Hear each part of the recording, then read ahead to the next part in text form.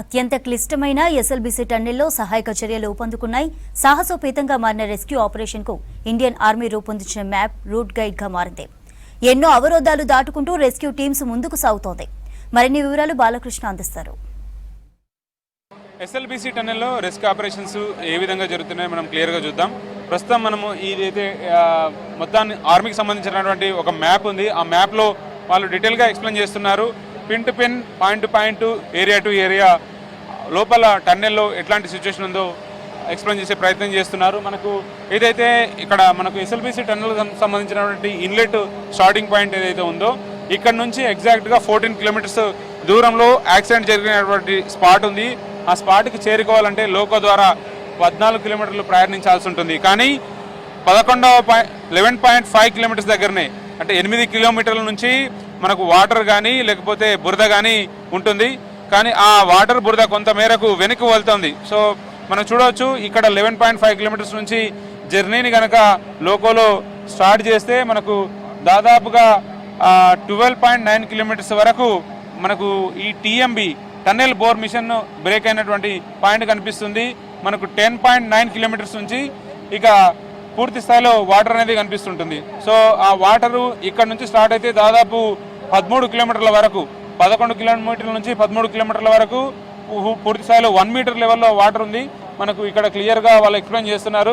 ఇక్కడ నుంచి 13 కిలోమీటర్ ఇక్కడ నుంచి అయితే కనిపిస్తుందో మనకి ఇక్కడ నుంచి టన్నెల్ బోరింగ్ మిషన్ అక్కడ నుంచి బ్రేక్ అయినటువంటి శిథిలాలు కనిపిస్తాయి. కొంతగా ఉన్నటువంటి బ్రేక్ అయినటువంటి శిథిలాలు మనకి ఎప్పుడైతే ఇక్కడ యాక్సిడెంట్ పాయింట్ ఉందో ఈ యాక్సిడెంట్ పాయింట్లో ఒక్కసారిగా 3 సార్లు ఒక్కసారి బ్రేక్ వచ్చినప్పుడు, సౌండ్స్ వచ్చినప్పుడు పైనుంచి ఉన్నటువంటి ఏదైతే ఈ టన్నెల్ పైభాగం ఉందో పైభాగం నుంచి కూలినప్పుడు, రూఫ్ కూలినప్పుడు ఒక్కసారిగా టన్నెల్ బోర్ మిషన్ దాదాపు కొన్ని మీటర్ల దూరం వచ్చేసింది. 200 మీటర్ల పైగా మట్టి పడిపోయింది.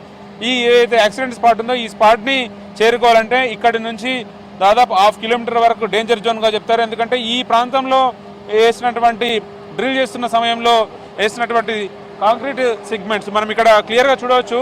ఈ కాంక్రీట్ సిగ్మెంట్సే మనకు లోపల టన్నెల్ బోరింగ్ మిషన్ లోపలికి వెళ్ళిన సందర్భంలో ఈ కాంక్రీట్ సెగ్మెంట్స్ని లోపల ఏదైతే సొరంగ మార్గం ఉంటుందో ఆ సొరంగ మార్గంలో మొత్తం రౌండ్ 360 డిగ్రీస్ కూడా ఇవన్నీ పేస్ చేస్తూ వెళ్తారు.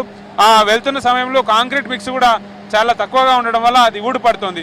సో అందువల్ల సిమెంట్ మిశ్రమాన్ని, కెమికల్ మిశ్రమాన్ని కూడా లోకోలో తీసుకెళ్లిన పరిస్థితులు కనిపిస్తున్నాయి. సో వాటి ద్వారా పేస్ చేస్తూ మనకు ఈ ఇనుప రాడ్స్, సపోర్టింగ్ రాడ్స్ అంతా కూడా పెట్టుకుంటూ లోపలికి వెళ్తున్నారు. సో ఆ లోపలికి వెళ్ళిన తర్వాత ఎవరైతే రెస్క్యూ టీమ్స్ పూర్తి స్థాయిలో ఇన్వాల్వ్ అయి చేస్తున్నారో వాళ్ళు ఇన్వాల్వ్ అయి చేస్తున్న సందర్భంలో మనకు ఏదైతే డేంజర్ జోన్ కనిపిస్తుంది కదా ఆ డేంజర్ జోన్లోనే వాళ్ళంతా కూడా యుద్ధ ప్రాతిపదికన చాలా సాహసోపేతమైనటువంటి ఒక రెస్క్యూ ఆపరేషన్స్ అయితే జరుగుతున్నాయి. ఎగ్జాక్ట్గా ఈ యాక్సిడెంట్స్ సైట్ని చేరుకోవాలంటే మాత్రం చాలా రిస్క్తో కూడుకున్న పని అయినప్పటికీ కూడా వాళ్ళు చేరుకొని ఈ ప్రాంతంలోనే మనకు టన్నెల్ బోరింగ్ మిషన్కి సంబంధించినటువంటి అవశేషాలు కానీ లేకపోతే టేల్ చివరి భాగం కనిపిస్తుంది. ఇక్కడ కొల్లాప్స్ అయిన ఏరియాలోనే ఎగ్జాక్ట్గా టీబీఎం ఉంటుందని చెప్పి భావిస్తున్నారు. సో లోపల మట్టి కూరుకుని పోయి ఉండడం వల్ల టీబీఎం కనిపించడం లేదు, కేవలం దాని టేల్ మాత్రమే కనిపిస్తుంది. సో ఈ ప్రాంతంలోనే ఆపరేట్ చేస్తున్నటువంటి ఆపరేటర్లు చిక్కుకుంటారని భావిస్తున్నారు. పూర్తి స్థాయిలో ఇక్కడ నుంచి వాటర్ ఉంది, అట్లాగే మట్టి కూడా ఉంది. దాదాపు 15,000 క్యూబిక్ మీటర్ల మట్టిని ఈ టన్నెల్ నుంచి దాదాపు 14 కిలోమీటర్లు వెనక్కి తీసుకొని రావాలి. దాంతోపాటు వాటర్ని కూడా వెనక్కి తీసుకురావాలి.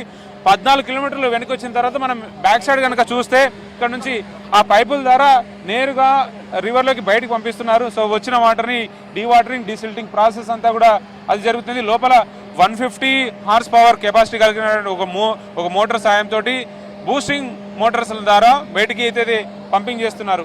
డీసిల్టింగ్, డీవాటరింగ్ అది కంటిన్యూస్ జరుగుతుంది. దీంతోపాటు ప్లాస్మాకు సంబంధించినటువంటి గ్యాస్ కట్టర్ల సహాయంతో రైల్వే సిబ్బంది, సెంట్రల్ రైల్వే సిబ్బంది ఈ గ్యాస్ కట్టర్ల ద్వారా టీబీఎం సంబంధించిన బ్యాక్ అవశేషాలు, అట్లాగే కొంత ఆక్సిజన్ మిషన్కి సంబంధించినటువంటి విడి భాగాలు ఏవైతే ఉన్నాయో స్పేర్స్, ఒక్కసారిగా ఇన్సిడెంట్ జరిగినప్పుడు పడ్డటువంటి ఇనుము కానీ లేకపోతే కన్స్ట్రక్షన్ జరుగుతున్న సమయంలో వాడినటువంటి ఇనుము కానీ చెల్లాచెదురుగా పడిపోయి ఉన్నాయి.